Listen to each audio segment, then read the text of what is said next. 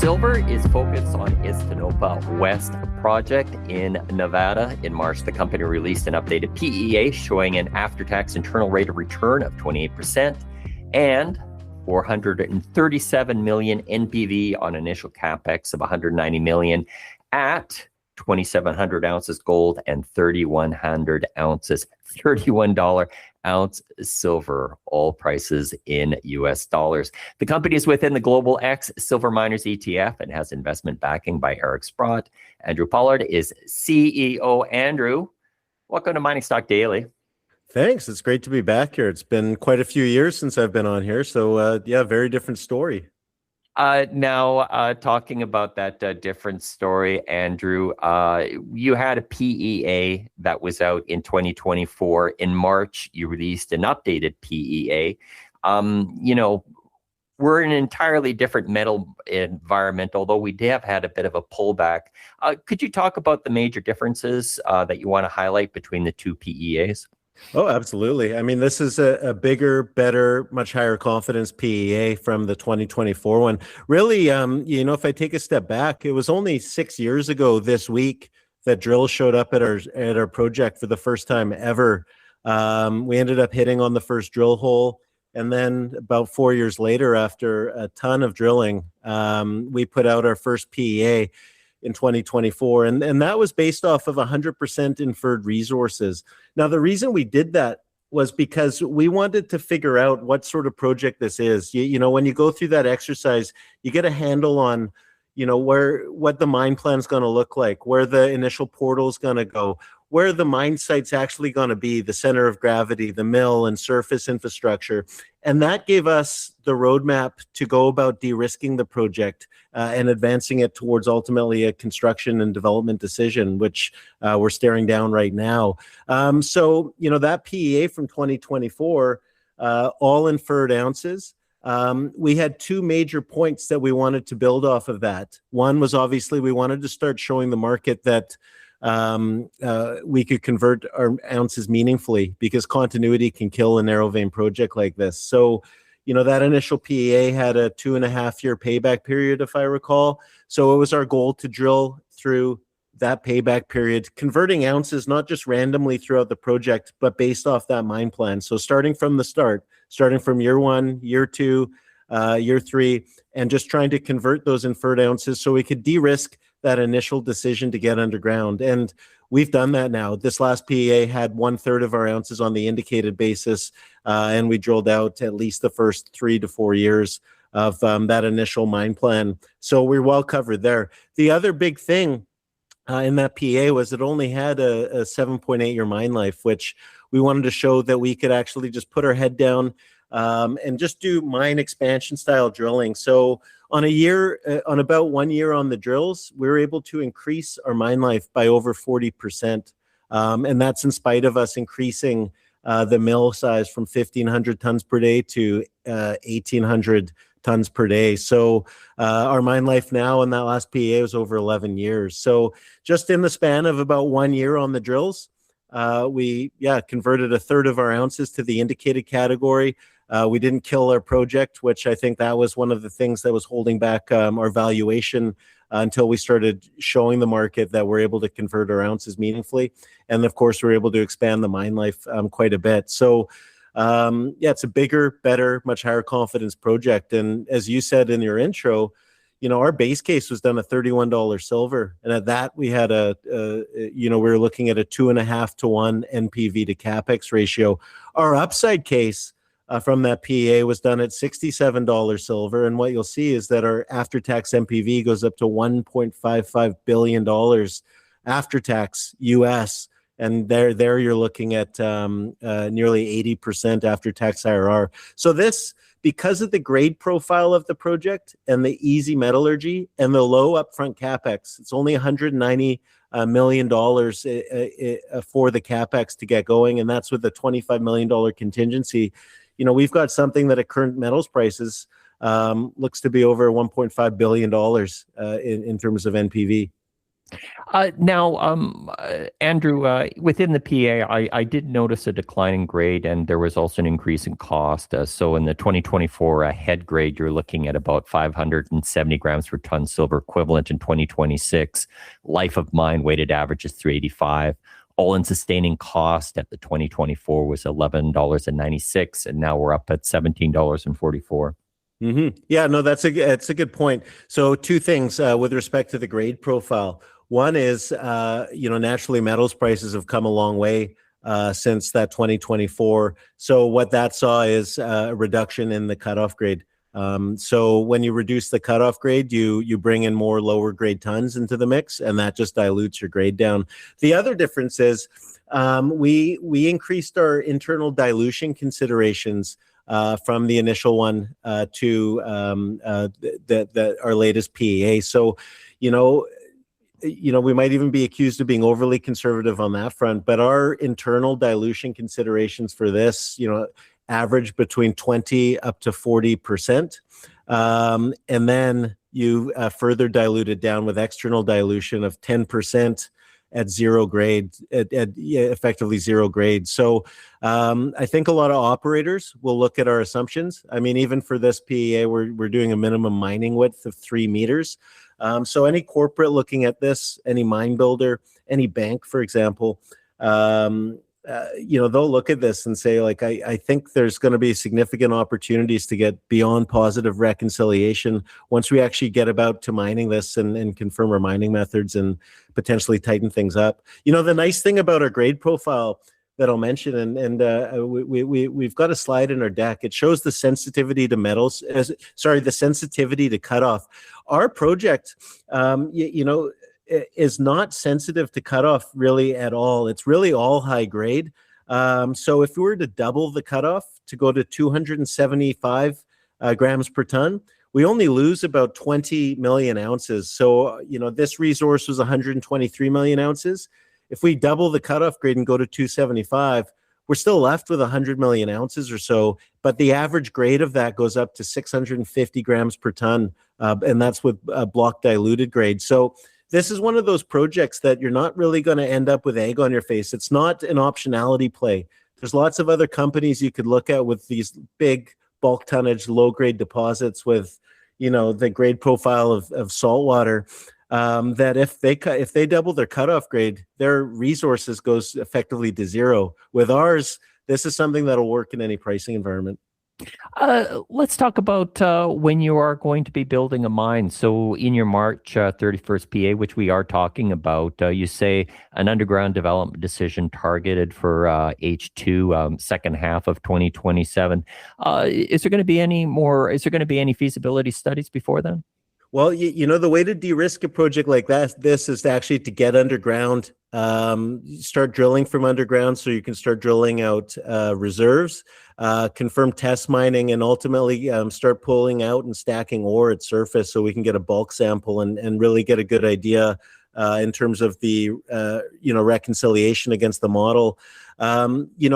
Ultimately, I think we'll make that development decision sooner.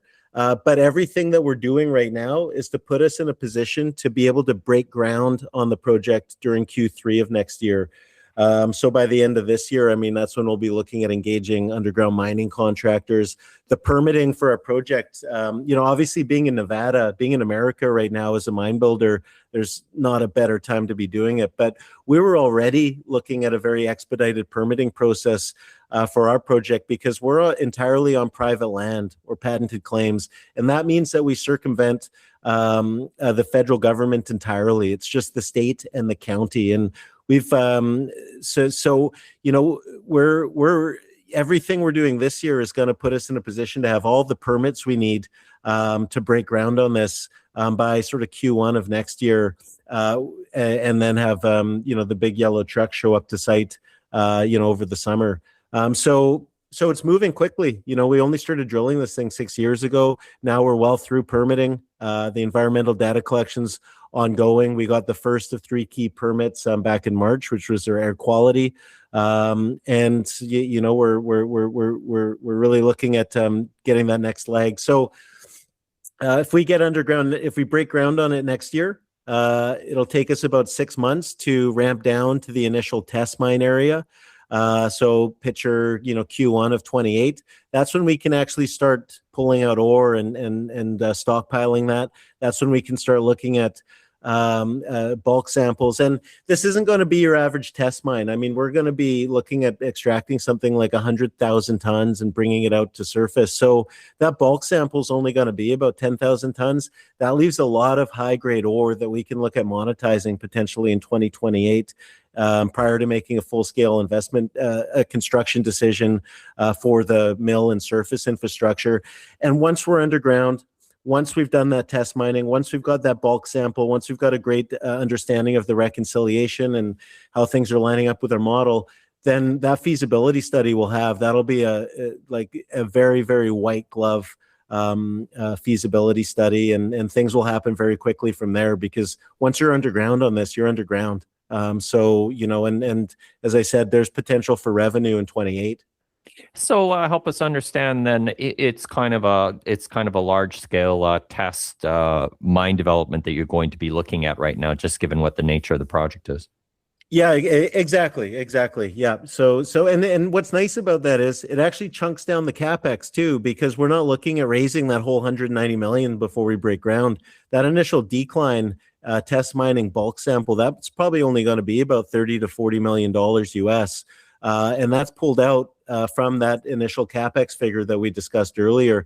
And what's nice about that is, we'll be underground, we'll be stockpiling high grade ore, bringing it to surface, and we might have a chance to monetize 90,000 tons or so through any sort of offtake agreement or toll milling or any sort of partnership prior to making the decision to proceed with the mill and surface infrastructure and continuing from there. But it's nice, that's quite manageable.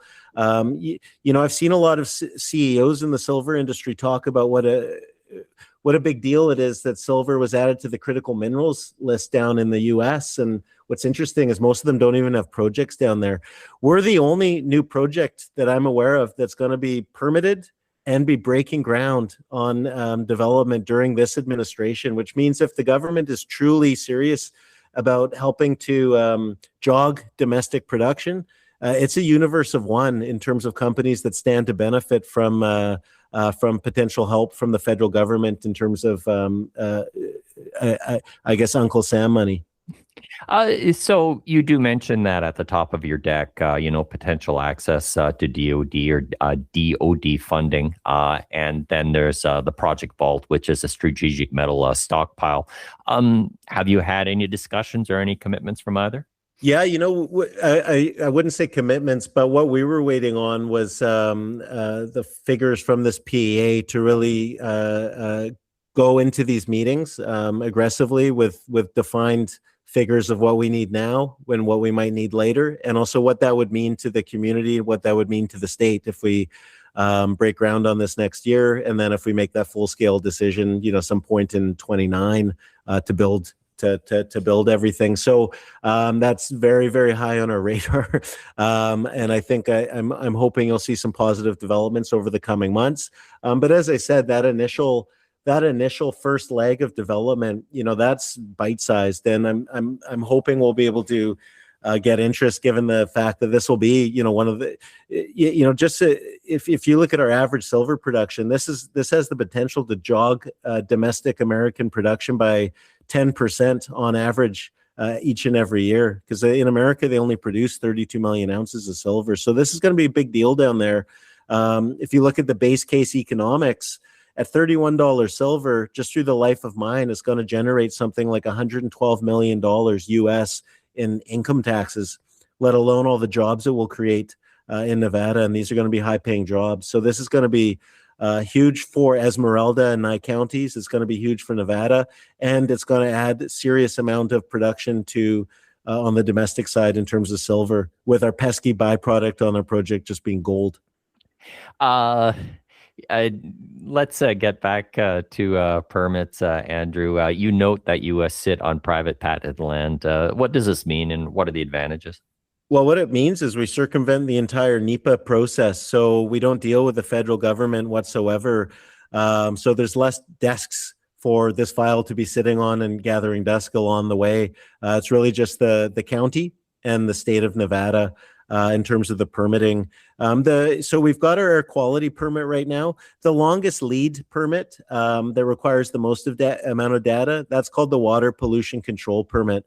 And we started on that front, probably early last year in terms of drilling, groundwater monitoring wells, dewatering wells, placing piezometers all along the track that the decline and initial test mine are going to go, so we can get a better handle on water balance, what we'll be pumping, so pumping requirements. And now what we're in the stage of testing is waste rock characterization. So we're doing the humidity cell testing stage, where we're looking at how the stockpile, how the waste rock will react with water when it's at surface. And we're, on week, I think, 24 of what's looking to be either a 36-week or 52-week process, depending on whether we're seeing any reactions in terms of acid generations at that 36-week mark. But we're well on track to get that. And then really the only other permit we need to break ground and get going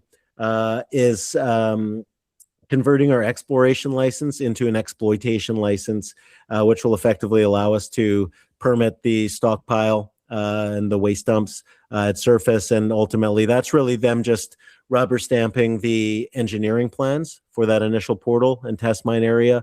And these are all the nice thing about the private land route is that they're all prescribed prescribed timing. So, we're not going to be left in the lurch. The biggest risk in mining isn't necessarily grade or geology or metallurgy, it's time. You'll see lots of projects sitting in permitting purgatory for years and sometimes decades. With us, we're well on track. We've got our project timetable laid out in our slide deck, which is on blackrocksilver.com. And right now we're certainly on schedule, and I think we've got potential to move that up by a few months as we get deeper into this waste rock characterization. But everything we're doing this year is to put us in a position to break ground during Q3 next year. Just to come back to that, so regarding the water pollution control permit, then, so the key timelines on that are, and then you said the 36-week mark. Yeah, the 36-week mark is what we're looking at. We've got a good idea in terms of what the waste rocks, in terms of how it reacts, because we've got mine dumps and historic tailings on a project already. They've been there for 100 years. They're not generating much, so we've got a good handle on that. So I'm thinking that right now the timeline in our deck is based off of us needing the entire 52 weeks. I think there's a good chance that we may only need that 36-week mark, which could bring things forward that much quicker in terms of that. And the other thing we're doing is, I've been with this from pre-drilling story through discovery hole, through initial resources, now conversion, and now permitting. And obviously the profile of the company's changed quite a bit.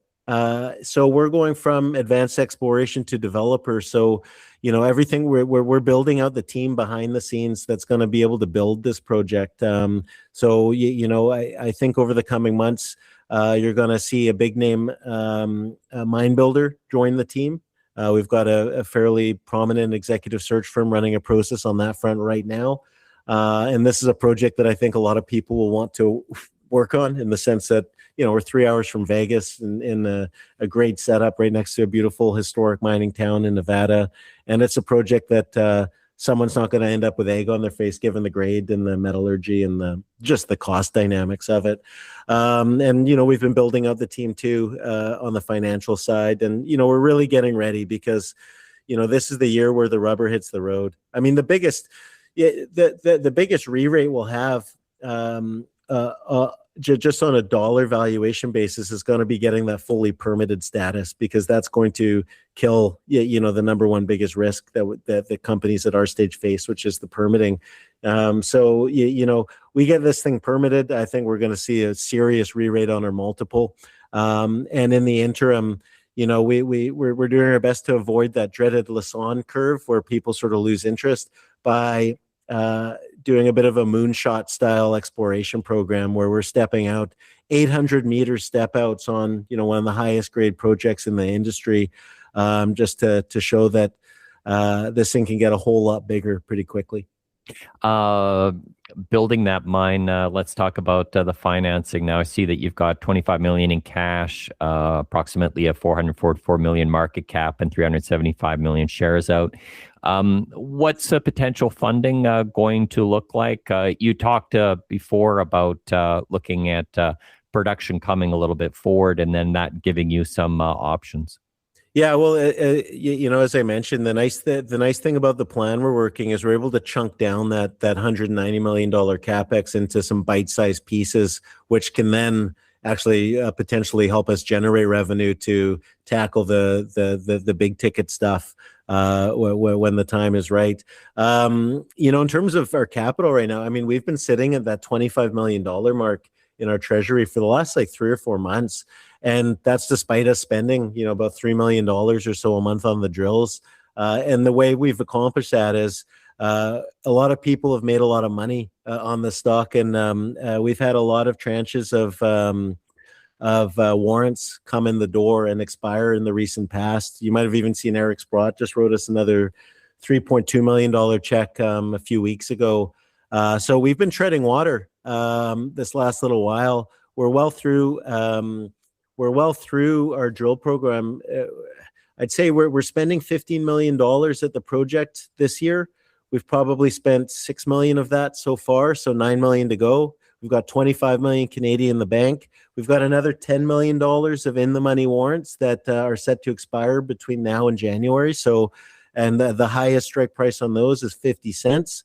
So, high likelihood we get pretty much all of those in the door as well. And in the interim, we expect to have permits come in. We expect to have a lot of news flow for the exploration drilling front, which we're growing the project on 2 fronts right now. We're doing an eastern expansion program, which is bolt-on mineralization to the existing mine plan. And then we're doing a huge step-out campaign to the northwest across multiple vein sets, up to 800-meter step-outs on multiple zones there. So, yeah, we're in a good position now. We're not going to look at pulling the trigger on any sort of mine finance style decision until we're much closer to that. And once the market buys in that the permits are coming. And as I said, this is right up the U.S. federal government's alley in terms of jogging domestic production. So, we're getting very serious about building on the relationships and maybe getting some commitments on that front. So, yeah, it's to be determined. At the end of the day, though, everyone's always pissed off at me because we always do our economics so conservatively. So they said, why are you doing $31 silver as your base case? At that time, I think silver was like $85 in metals prices. And the reason you do that, the reason we did $2,700 silver, gold, and $31 silver as our base case economics is because that's the number that bankers use in terms of scuffing up the project. They want to see what projects look like, not in their best case, or not even in what base cases that other companies would use, but what does it look like in really, really, bear market terms? And pretty much that was the figure that banks are using right now: $31 silver, $2,700 gold. And guess what? We did it. And we had a 28% after-tax IRR. So we scuff our project up so that the people looking at making these decisions, whether it's corporates or whether it's financiers, bankers, they don't have to scuff it up anymore, and they see it works. Ultimately, that the upside case shows, the fanciful, current market realities. But our goal is, we get this project permitted. We're not trading against our PEA NPV multiple. We're trading against what the project looks like at near current pricing, because it becomes a near-term play almost overnight. And that's where, we see that light at the end of the tunnel is coming quickly. Andrew Pollard, we look forward to following the story. And as you add on more mine builders, thanks for speaking with Mining Stock Daily. Thank you very much. The information presented should not be considered investment advice. Mining Stock Daily and its affiliates are not responsible for any loss arising from any investment decision in connection with the material presented herein. Please do your own research or speak with a licensed financial representative before making any investment decisions.